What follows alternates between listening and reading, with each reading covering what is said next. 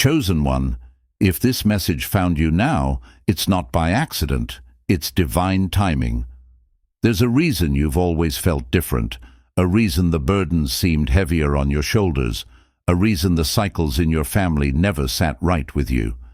You are the one who was chosen, not by chance but by divine appointment. You were sent not just to survive what your family endured, but to rise above it and rewrite the narrative. While others may have accepted, this is just how it is, something in your spirit always whispered, this is not how it has to be. That whisper was purpose calling. That tug in your soul was the confirmation. You were sent to do what no one before you dared or knew how to do. You are the curse breaker, the generational bridge, the story changer. This is your rise, not just for you, but for every name that came before you and every soul who will come after. Let's break this down into 7 powerful, life-changing chapters. Before we dive deep, make sure you like, share, and subscribe, because this message isn't just content. It's a divine confirmation meant for the chosen ones. If your spirit feels this frequency, type 77 in the comments right now. That number isn't random.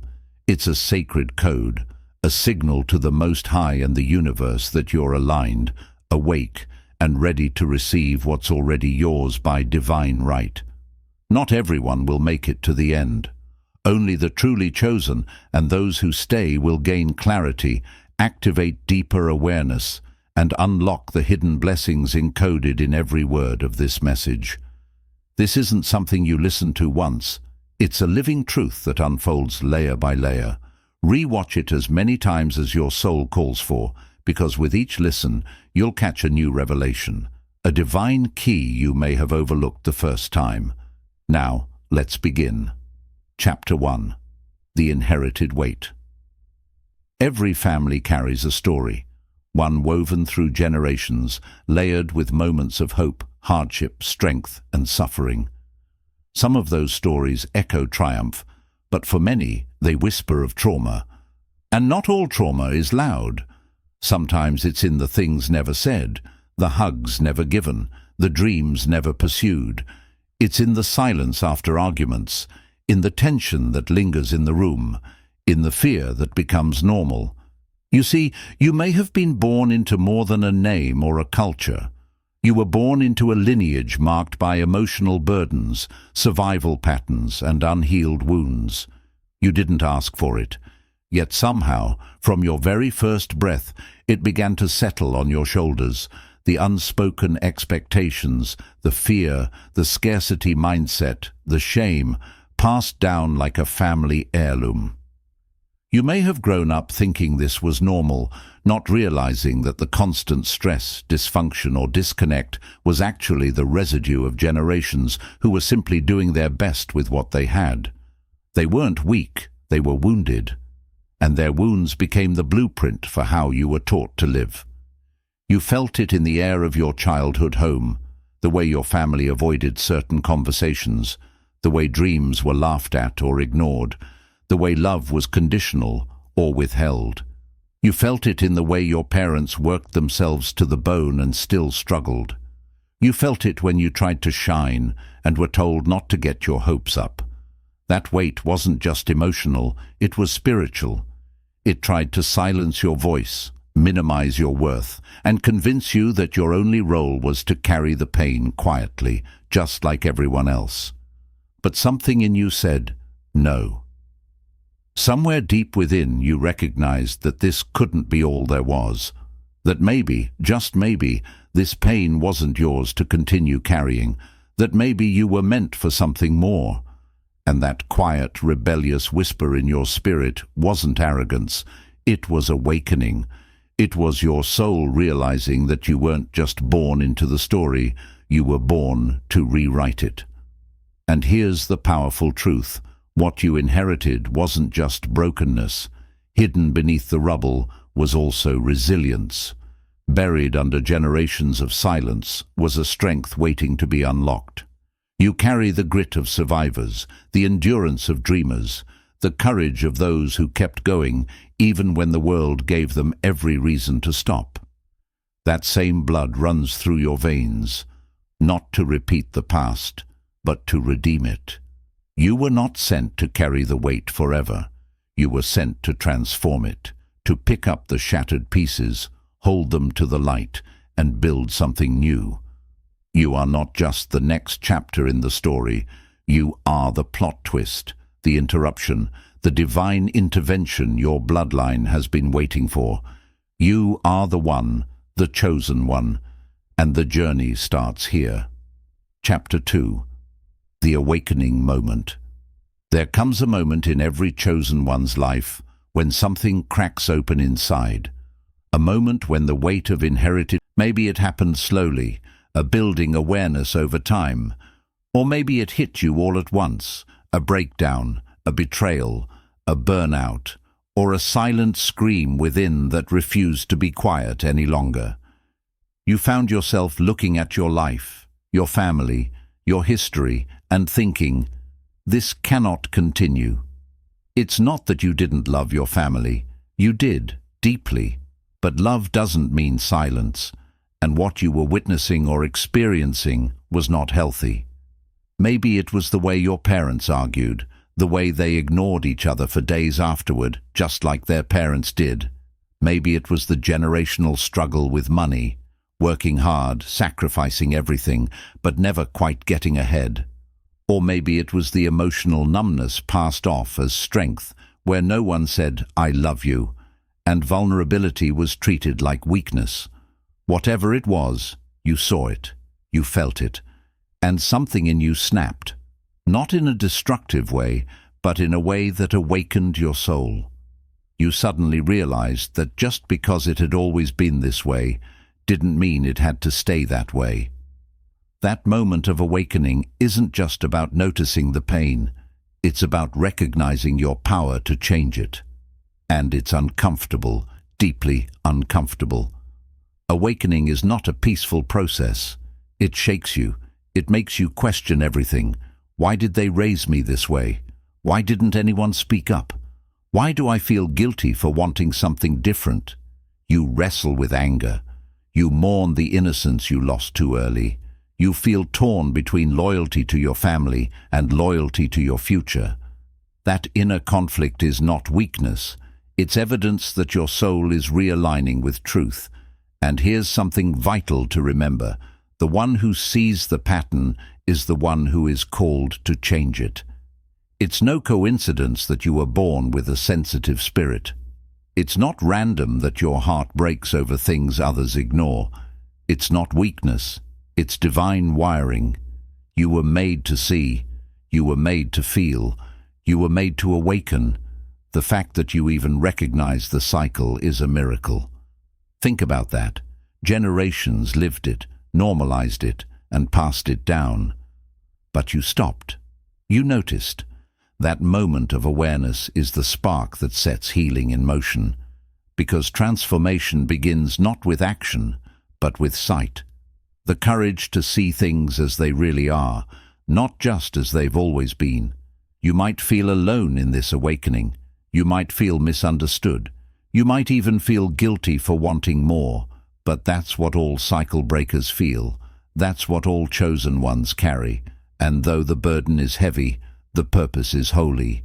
Your awakening is not rebellion, it's restoration. You're not dishonoring your past by refusing to repeat it. You're honoring your future by choosing to rise. And through your eyes, your family's story is beginning to change. Through your voice, what was once unspoken is being brought into the light. Through your healing, generations of silence are being undone. This moment, this uncomfortable, soul-stirring moment, is not the end. It's the beginning. You have seen the truth, and once you've seen it, you can never go back to sleep. The awakening is here. Now it's time to answer the call. Chapter 3. The Pain of Separation.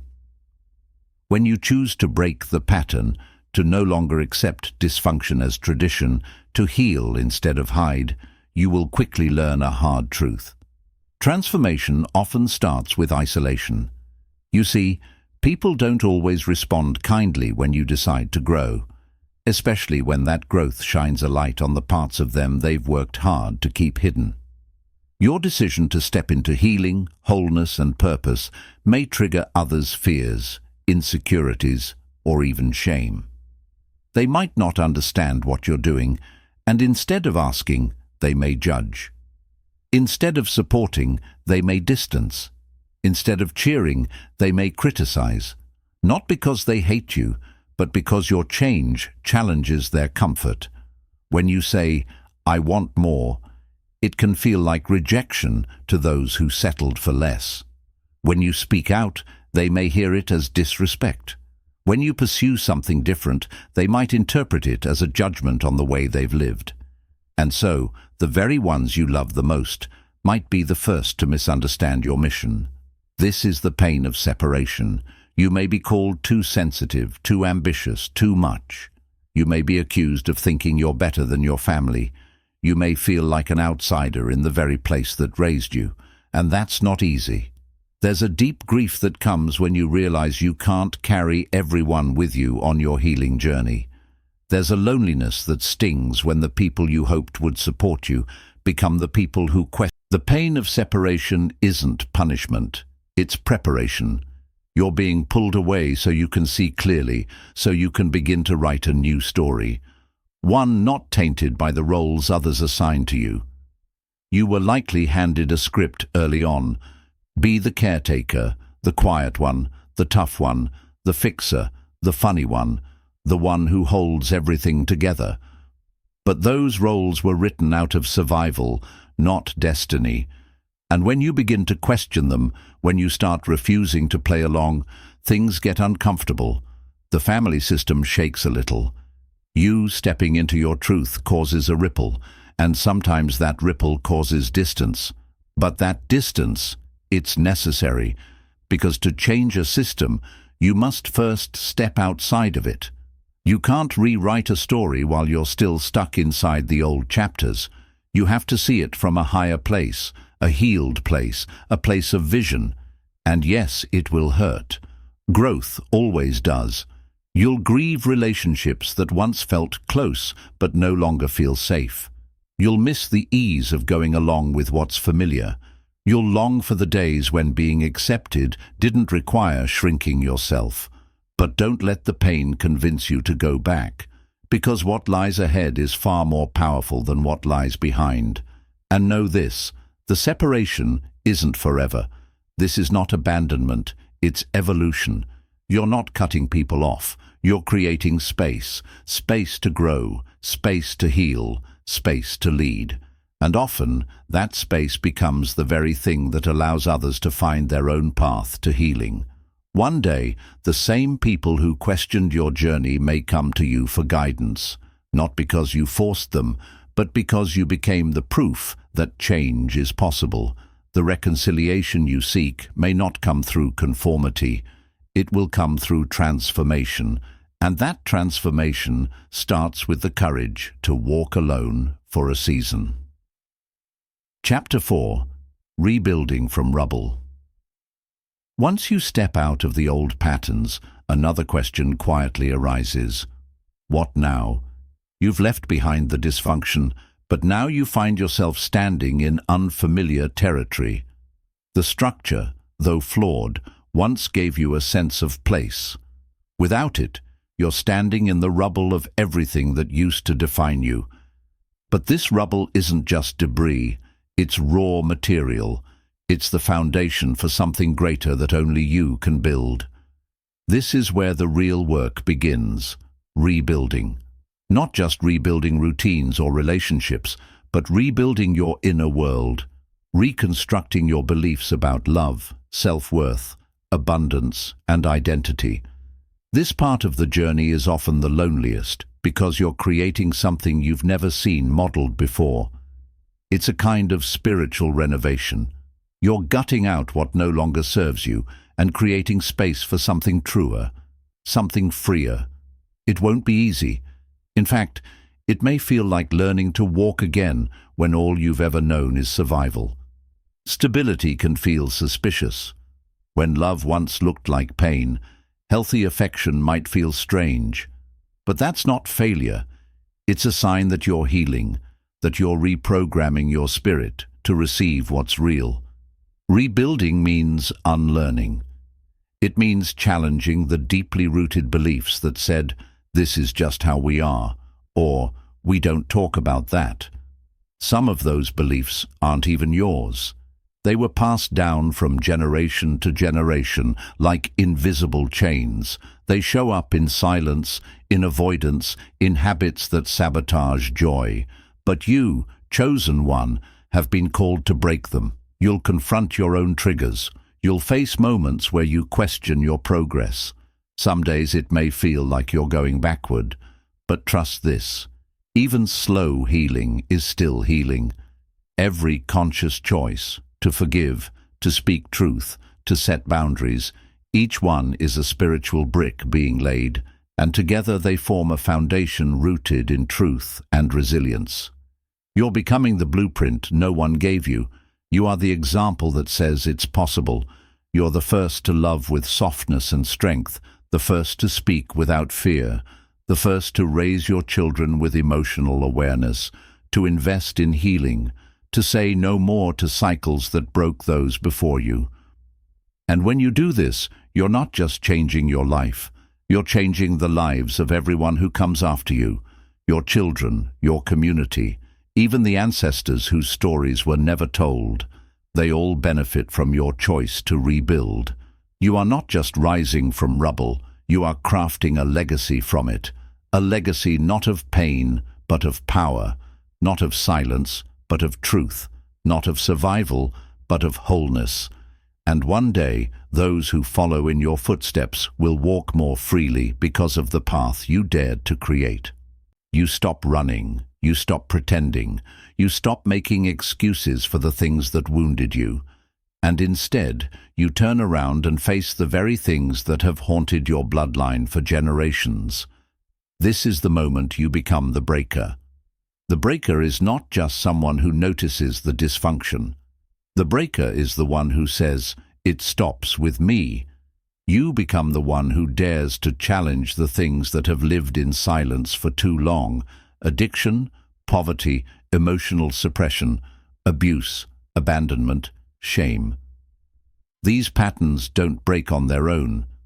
They are dismantled by someone strong enough to confront them, to name them, and to declare, "No more." But make no mistake, this is spiritual warfare. You're not just fighting habits, you're facing spirits, mentalities and beliefs that have embedded themselves into your family's DNA. You're confronting the lies that have masqueraded as tradition. And it's not easy, because some of what you're breaking is what others called normal. Some of what you're rejecting is what your ancestors needed to survive. But survival is not your calling, freedom is. Becoming the breaker requires courage, not the loud kind, but the quiet, daily kind. The courage to go to therapy when no one else will. The courage to say, "I love you," when your family never said it. The courage to parent with patience when you were raised in punishment. The courage to stay, to feel, to heal, to lead. It's messy, it's painful. There are moments you'll wonder if it's worth it, if healing something you didn't break is even fair. But that's what makes you chosen. You've been given the strength not just to endure the storm, but to end the cycle that created it. You've been trusted with a mission bigger than you because you're built for it. And here's the shift. You're not just breaking cycles, you're building replacements. You begin to redefine what love looks like in your lineage, what faith looks like without fear, what success looks like when it's rooted in purpose, not performance. You teach your children emotional intelligence, not just discipline. You choose communication over silence, boundaries over resentment, vulnerability over pride. You're not aiming for perfection, you're aiming for intention. Every choice you make, every truth you speak, every boundary you set is laying the foundation for something new. And it may feel like you're walking alone at times, but trust this. You are building a path where none existed. You are becoming the bridge between what was and what will be. Breakers carry weight, but they also carry wisdom.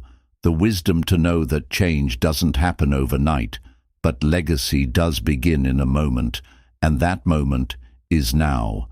You're not just disrupting the cycle, you're transforming it. You are not just stepping away from pain, you are stepping into purpose. This is what chosen ones do. They don't escape the fire. They walk through it and emerge as light. And because of you, generations to come will know peace, joy, love, and abundance in ways your ancestors only dreamed of. You're not just changing your life, you're changing the story of your entire bloodline. Chapter 6. The Legacy of Light. There comes a time in your journey when the focus shifts from what you've had to overcome to what you are now building. The fight is no longer just to break what was broken, but to create what has never existed. This is the sacred transition from pain to purpose, from survival to legacy, and that legacy is one of light. Your rise is no longer just about breaking chains. It's about laying down a new foundation. You are establishing a new normal, one that's rooted not in trauma, fear, or lack, but in healing, love, truth, and vision. You are creating a reality that your ancestors prayed for, even if they didn't have the language to express it. This legacy may not always be seen in grand gestures or dramatic changes. Often it's quiet, subtle, but powerful. It's found in the way your children carry themselves with confidence, security, and self-worth. In the way your household now handles conflict with compassion instead of chaos. In the way love is expressed freely and joy is not a stranger, but a resident. You'll see it when family members start to open up, when conversations become deeper, when silence is no longer the keeper of secrets. You'll notice the ripple effects in the way your younger siblings, nieces, nephews, or even friends begin to dream bigger, think wider, and love more freely. Because your presence gave them permission to believe that more was possible. That's the thing about light. It spreads. And the legacy you're creating won't just be felt in this generation. It will echo through time. Because of your courage, you're changing the atmosphere of your entire bloodline, replacing fear with faith, scarcity with strategy, silence with truth, and shame with compassion. What once was hidden in secrecy and silence will now shine with truth and transparency. The conversations that were once avoided are now invitations to grow. The wounds that were once passed down are now being healed. Because of you, your lineage will remember a turning point, not when life got easier, but when someone stood up and chose to lead differently. That's your legacy. Not just surviving what was, but transcending it. Not just making it through, but making it better. You are not just a product of your past. You are the architect of your future. You're creating a legacy that says, we are no longer bound by what hurt us. We are now led by what heals us. You've become the lighthouse for those still lost in the storm. Your life, your choices, your growth are now a beacon. And even if some never say thank you, even if the full impact isn't seen in your lifetime, trust this. Your legacy is alive in every heart you touch, every cycle you break, every truth you live. It's there. You are not just chosen to rise, you were chosen to rebuild, to reimagine what's possible for your family, to leave a legacy that speaks long after you're gone. One of light, of hope, of transformation. This is how history is rewritten, not by the loudest voice, but by the most faithful light. And that light is you. Chapter 7. Walking as the Chosen One. You didn't volunteer for this role. You didn't wake up one day and ask to carry the weight of your bloodline's healing. But your soul, long before your conscious mind could understand, said yes. It recognized the assignment. And that sacred agreement echoes in your every step. Now, You walk differently.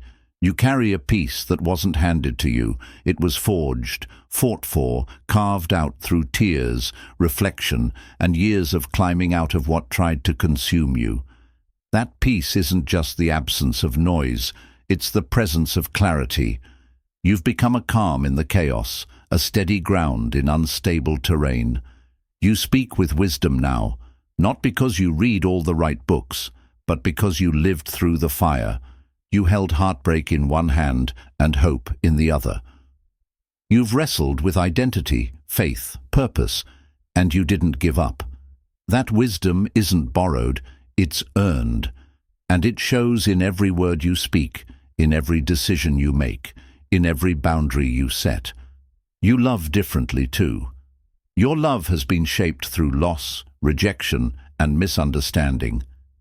But instead of closing your heart, you chose to keep it open. You love with empathy now, with compassion, with truth. Your love isn't naive, it's resilient. Being chosen doesn't mean you're flawless. Far from it. It means you're willing.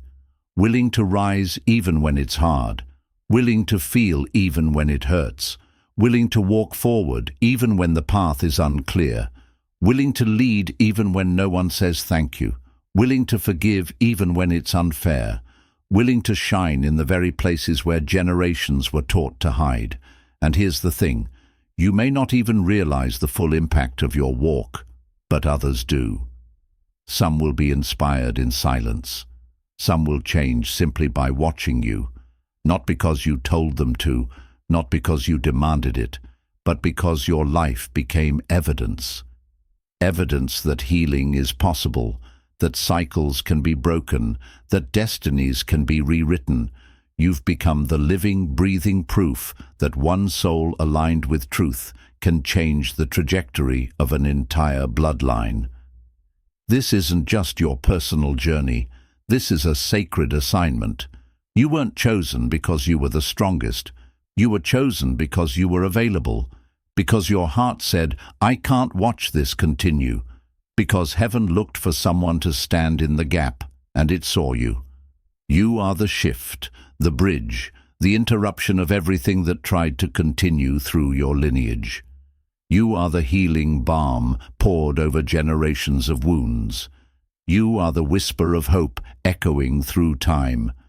You are the promise that what was will no longer define what's to come. So walk with intention, walk with humility, but also with boldness. Stand tall, not in ego, but in purpose.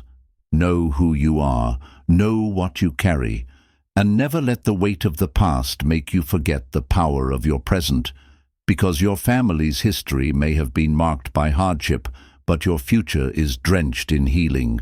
Your legacy is not just survival, it's transformation, it's elevation.